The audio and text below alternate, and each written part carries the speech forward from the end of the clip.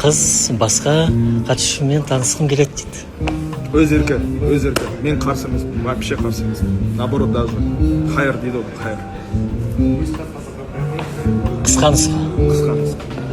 Түсінікті. Аружан, болашақта өзге ұлтқа тұрмысқа шығуға көзқарасың қалай? Мұсылман болса болды ма? Ұлтқа бөлінбейсің. Ұлтқа бөлінбеймін, мұсылман болса болды. Ең бастысы опа, ұлттың жаманы жоқ. Енді қара нәсіл жоғары сенен? Жоғары ма? Енді білмеймін, еш нәрсе айта алмаймын. Негізінде ерекше ұмыт керек екен, сөйлесіп көрейін, танысып көрейін. Басқа ұлттың жігітіне қалай тұрмысқа шығуға ертең ата-анаң? Жақсы, бірақ жақсы негізінде ойым. Неге бірақ дедің? Еш нәрсе айтқым келмейді. Білді жігіт келсе ұлтқа бөлінбеймін дедің ғой?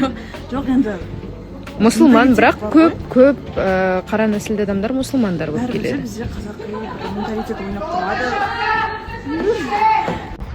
Айта кетейін, дұрыс түсінбей алған жандарға Тимур мүмкін өзі үміт берген шығар деген сияқты заттарға. Одан кейін таныстыққа оралатын болсақ, таныстық бізде жақсы, бүгін ортаға шыққанда білесіздер.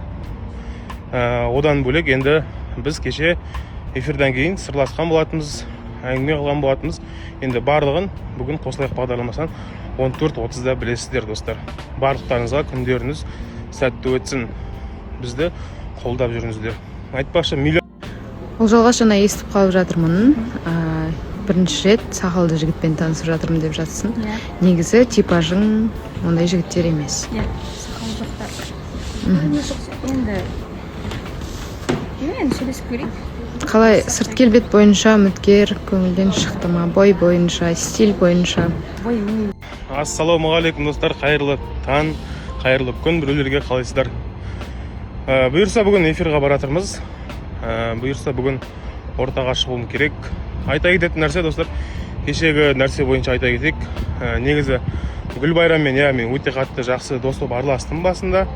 Енді келгені кеше ғой, жалпы дұрыс түсінбей алған жандарға біздің арамызда ондай нәрселер, бір махаббатқа ұласып кететіндей нәрселер әзірге болып жатқан жоқ.